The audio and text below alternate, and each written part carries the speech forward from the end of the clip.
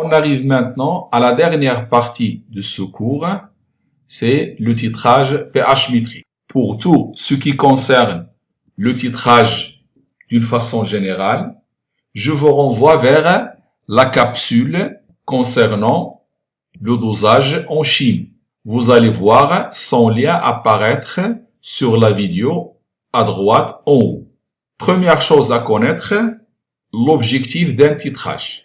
L'objectif du titrage est de retrouver la concentration d'une solution acide ou basique, c'est-à-dire de calculer soit Ca, la concentration d'une solution acide, ou bien Cb, la concentration d'une solution basique. Deuxième point, doser une solution par exemple d'acide consiste à déterminer la concentration de cet acide dans cette solution. Si on vous dit dans un exercice on dose un acide, l'objectif final, c'est calculer la concentration de cet acide dans la solution. Si on dit doser une solution basique, ça revient à calculer la concentration de cette base dans la solution. Le point le plus important dans un titrage, c'est le point d'équivalence. À retenir la définition suivante, il y a équivalence lorsque les réactifs sont mélangés dans les proportions stoichiométriques de la réaction de dosage. Autrement dit, à l'équivalence, les réactifs sont tous des réactifs limitants, que ce soit l'espèce titrante ou bien l'espèce titrée. Au cours du dosage, il y a une réaction chimique. Cette réaction possède les propriétés suivantes. Elle doit être rapide, totale et unique. Donc, une réaction qui ne satisfait pas ces trois conditions n'est pas une réaction de dosage. Si par exemple on vous demande dans un exercice montrer que cette réaction est une réaction de dosage, allez calculer la constante d'équilibre de cette réaction et vous allez voir que cette constante elle est très supérieure à 10 puissance 4, ce qui la rend totale. Donc si cette réaction est totale, alors il peut servir comme réaction de dosage.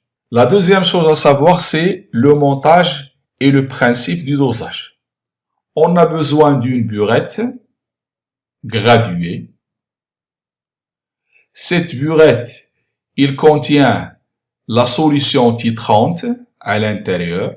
Donc la solution qui existe dans la burette, on connaît sa concentration. Puis on a besoin d'un bécher qui contient la solution titrée. Donc la solution qui est dans le bécher a une concentration inconnue. Puis on a besoin d'un agitateur magnétique. Et cet agitateur va faire bouger un turbulent pour homogénéiser la solution. Et pour poursuivre ce dosage en mesurant le pH de la solution dans le bécher, on introduit dans le bécher une électrode du pH mètre. Et comme ça, au fur et à mesure qu'on ajoute la solution titrante, le pH varie et on le note à partir du pH mètre. Ce montage, il est parfois demandé dans les exercices, ou bien on nous demande de mettre la notation du schéma, c'est-à-dire de donner le nom de chaque constituant de ce montage. On peut dire que au cours de ce dosage, il y a variation du pH de la solution qui est dans le bécher.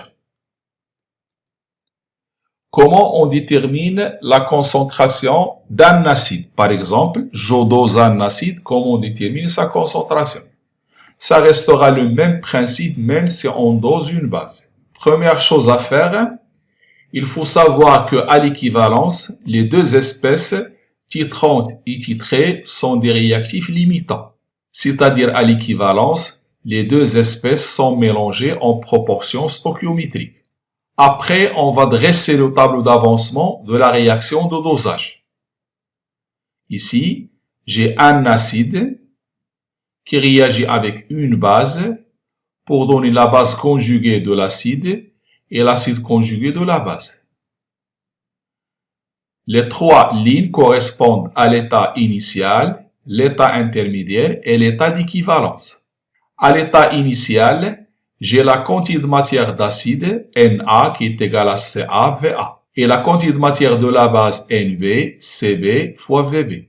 Et A-, elle est nulle. À l'état intermédiaire, j'ai CaVa moins X, CbVb moins X et X. À l'état final, ou bien à l'état d'équivalence, CaVa moins X à l'équivalence, Cb moins Vb ajouté à l'équivalence, moins Xe, et ici c'est Xe. L'eau, elle est en excès dans les solutions aqueuses.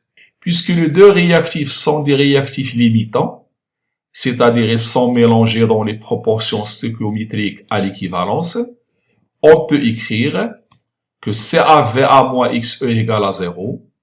J'en déduis l'expression de Xe de la première relation et de la deuxième relation.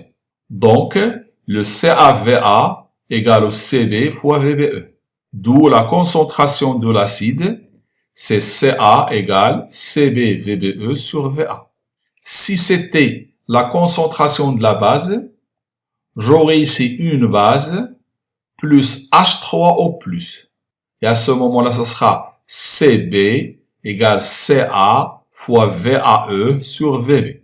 Donc, de cette manière-là, on définit la concentration inconnue de l'acide ou bien de la base, si c'est la base qui est dosée. Pour calculer cette concentration, on a besoin du volume d'équivalence.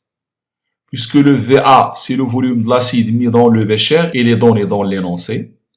Cb, c'est la concentration de la base qui est dans la burette, il est encore donné, c'est une valeur connue. Mais le Vbe, on ne le connaît pas. On ne sait pas quel volume on a ajouté pour atteindre l'équivalence. Donc, on doit avoir une méthode pour déterminer le volume à l'équivalence. Donc, cette détermination, elle se fait de deux façons. La première façon, par la méthode des tangentes. Lorsqu'on parle de la méthode des tangentes, c'est une méthode qu'on utilise pour déterminer le volume versé à l'équivalence. Pour cela, on doit avoir la courbe qui représente la variation du pH en fonction du volume ajouté. Ici, dans cet exemple, la solution initiale est acide, donc je fais le dosage d'un acide par une base.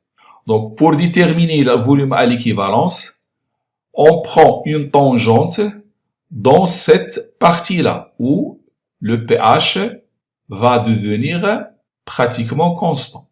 Je trace cette tangente que j'appelle T1 et une autre tangente parallèle à T1 dans la partie équivalente à cette partie. On l'appelle T2. Après, je prends une règle et je mesure la distance qui sépare T1 et T2. Je divise cette distance par 2 et je fais passer une droite au milieu de ce segment. Cette droite D coupe la courbe en un point appelé point d'équivalence. La projection de ce point sur l'axe des X me donne le volume à l'équivalence. Et sa projection sur l'axe des Y me donne la valeur du pH à l'équivalence. Donc, avec cette méthode, je peux déterminer le volume ajouté à l'équivalence et faire le calcul précédent. Il y a une deuxième méthode qu'on appelle la méthode de la courbe dérivée. La méthode de la courbe dérivée, au lieu de tracer la courbe qui donne les variations du pH en fonction du volume, on trace la dérivée du pH par rapport au volume. Elle a cette allure lorsque je fais le dosage d'un acide par une base. Ça veut dire que la courbe dérivée possède un maximum. La projection de ce maximum sur l'axe du volume me donne le volume à l'équivalence. Si je fais le dosage d'une base, c'est-à-dire que le pH initial, il est basique. Je prends une base sur laquelle j'ajoute un acide. Le pH diminue progressivement. Je peux utiliser la méthode des tangentes pour déterminer le point d'équivalence de la même manière que précédemment. Mais aussi on peut utiliser la courbe dérivée, c'est celle-là. C'est le dpH sur dv. Cette courbe possède un minimum ce minimum correspond au volume d'équivalence. Donc, d'une façon générale, si j'ai la courbe dérivée, son extrémum correspond au volume à l'équivalence. Donc, soit l'abscisse du maximum ou bien l'abscisse du minimum correspond à l'équivalence. L'abscisse de l'extrémum de cette courbe représente ou bien correspond à VE.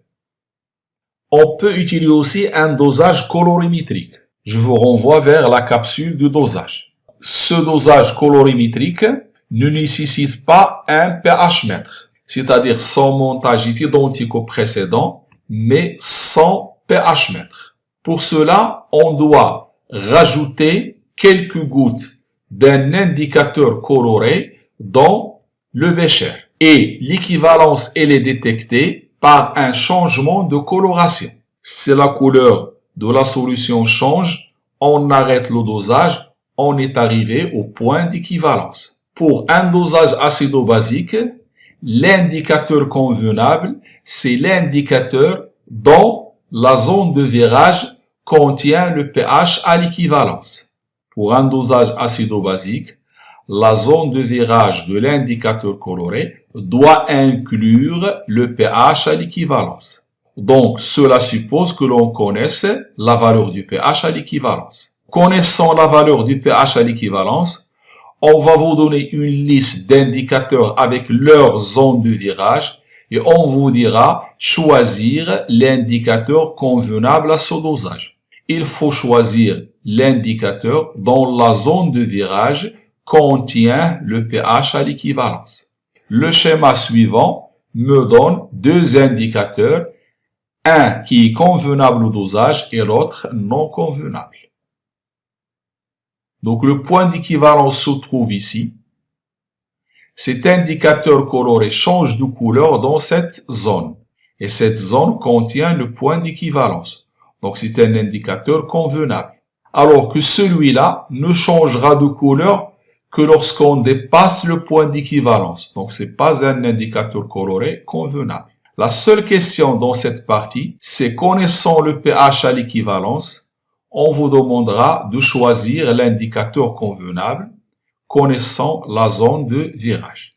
Un dernier type de dosage, c'est le suivi conductimétrique d'un titrage acido-basique. Alors ici, au lieu de suivre la variation du pH, on va suivre la variation de la conductivité. Le montage est le même que précédemment, mais au lieu d'avoir un pH mètre, on a un conductimètre. Donc, trois types de dosage. Soit un dosage pH métrique, soit colorimétrique, soit conductimétrique. Dans le cas d'un titrage conductimétrique, on suit la conductivité de la solution titrée au fur et à mesure qu'on y verse la solution titrante.